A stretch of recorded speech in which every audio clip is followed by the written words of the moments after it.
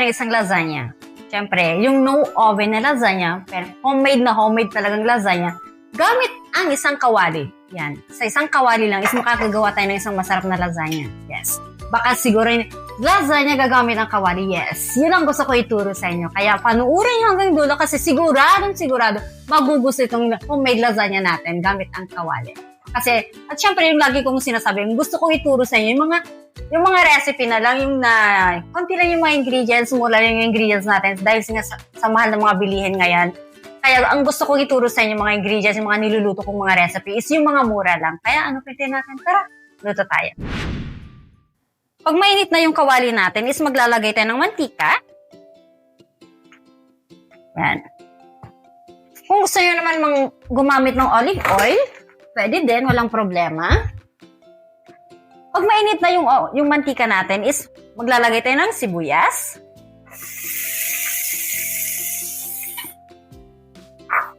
Gisa lang natin yung sibuyas natin.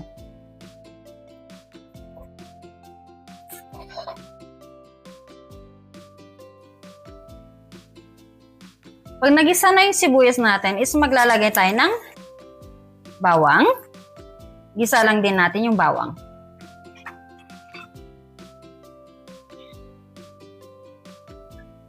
Pag nagisa na yung bawang at sibuyas is maglalagay tayo ng kamatis.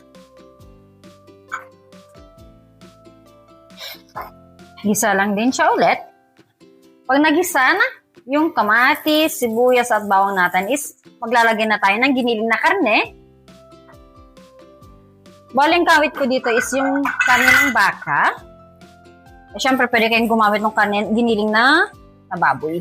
Kasi sa totoo lang dito sa amin is hindi pa ako nakakabili ng giniling na baboy. Kasi yung pag bumili ka kasi dito, pag sabihin mo gusto mo ng giniling na karne is automatic na baka yung ginigiling nilang karne. Kaya ang ginagamit namin dito is yung giniling na baka. Siyempre, wala namang problema na yung giniling na karne nung baboy ang gagamitin. Yan, igisa lang natin yung karne. At siyempre, kailangan is paghiwa-hiwalayin natin yung giniling na karne natin.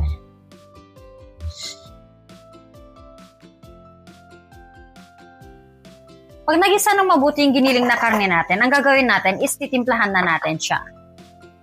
Maglalagay tayo ng pamintang durog.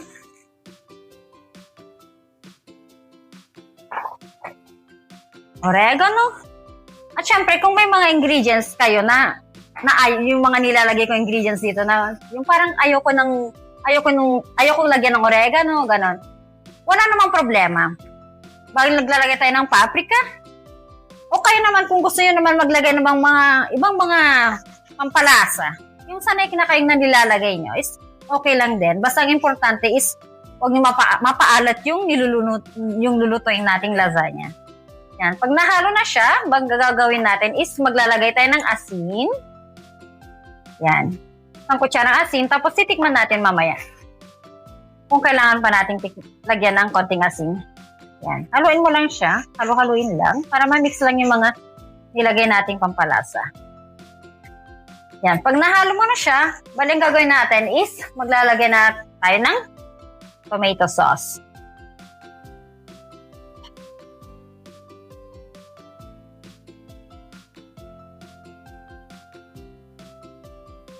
Oh. Yan. Mix well lang.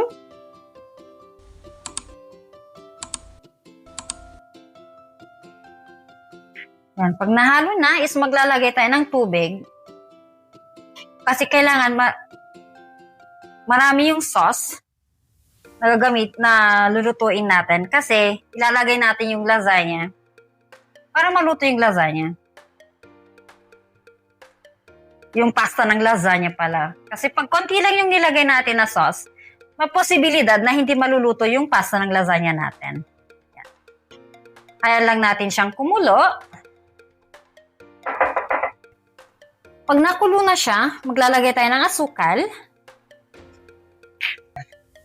At maglalagay tayo ng parsley at spring onion.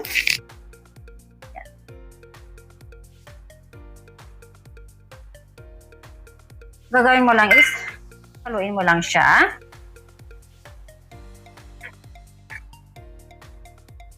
At syempre, titikman natin kung kailangan pa natin dagdagan ng asin.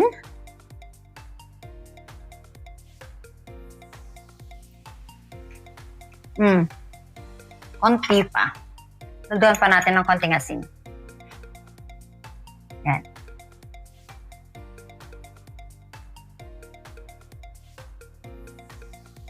Tikman natin ulit. Yan, okay na. Walang gagawin natin. Gawin natin is, syempre, para mas madali siyang i-serve, gantuhin natin siya. Yan. Ayan. Yan. Ilubog mo lang siya.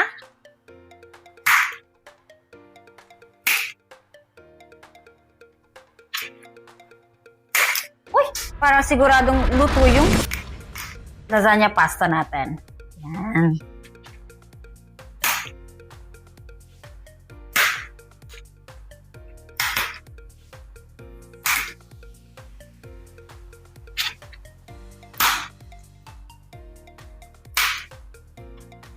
Yan, pag nalagay na natin siya, ang gagawin natin is ilulubog natin siya.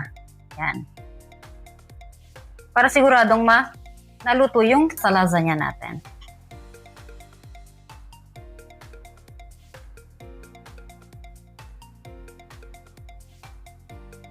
Yan, pag nalubog mo na siya, ang gagawin natin is dito, may ham tayo. Lagay natin. At syempre yung mga ilang gramo yung mga nilalagay ko, mga ingredients nga pala dito is nilalagay ko sa description. Yan. Gantuhin mo lang para mahalo lang yung konti yung ham natin. Baling gagawin mo dito is lulutuin mo siya ng mga about 10 minutes sa mahinang apoy lang. At ang gagawin natin is tatakpan natin. Yan. Sa loob ng 5 minutes, kasi sabi ko nga is lulutuin natin siya mga 10 minutes, pero sa loob ng 5 minutes, ang gagawin natin para siguradong hindi masunog dun sa pinaka loob niya, baling gagawin is haluin lang natin ng konti, pero hindi naman yung halong ganon, yung ganito lang siya, oh. Ganyan lang, para yung pinaka-sabaw yung sauce natin is bumaba, at para hindi masunog yung ilalim niya. Ganito lang yung paghalo niya, ganyan. At pag nahalo mo na siyang ganyan, ang gagawin mo is tatakpan na natin siya for 5 minutes na ulit. Yan. O, di ba? Gawin natin. Gawin lang natin ng konti. Ganito lang siya ulit. Yan. At lang 10 minutes na, naniluto natin. Yan. Ganito na yung magiging itsura niya. Bale, syempre, ang lasagna, syempre, hindi naman mawawala yung cheese. Kaya, maglalagay tayo ng cheese. Yan. Bale, ang gamit ko dito is yung mozzarella. Syempre, pwede kayong gumamit ng ibang cheese. Pwede nga yung Aden cheese. Yan. Pero kung gusto nyo naman gumamit ng mozzarella, syempre, mas masarap pa rin yung mozzarella. Yan. Lagay tayo ng mozzarella, cheese. Yan. Lagay tayo marami. Bale, gagawin lang natin dito is imimelt lang natin yung cheese natin. Yan. Takpan mo lang siya ulit para ma-melt lang yung cheese natin. Yan! Ready ng ating lasagna gamit ang kawali. At syempre, papatin na natin yung apoy. Yan. Yan na yung kinalabasan ng lasagna natin. At syempre, ano naman natin, yung optional. Syempre, pang decoration lang yan. Para mas maganda lang naman siyang tingnan. Yan. Yan. O, diba? Kaya wag kakalimutan mag-subscribe sa mga videos natin. At syempre, pa-like na rin sa mga videos natin. At pa-click sa notification bell para sa mga susunod nating mga videos. Yan. Yan. Ready to serve na ang ating lasagna gamit ang kawali. At syempre, ang magandang part ng pagluluto, yung lagi ko sinasabi is yung, syempre, pagtitikman na natin siya. Tara, tingnan na natin siya.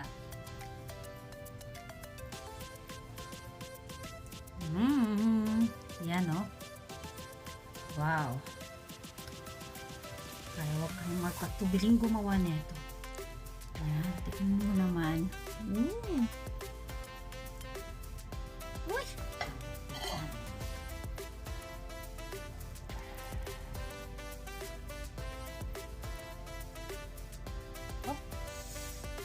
Siyempre, alam ko na matatakam kayo. Kaya, gumawa kayo nito kasi sigurado magugustuhan ng buong pamilya nyo to. Tara, kain tayo. Ay, mainit. Sandali.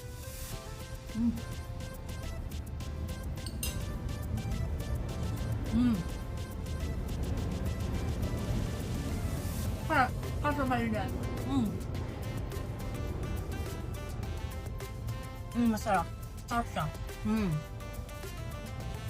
Yan.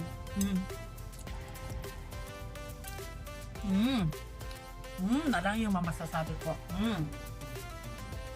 Ipan namin kasi sobrang init niya. Kaluluto lang natin. Diba? Ayan. Kung makikita nyo, usok-usok pa siya.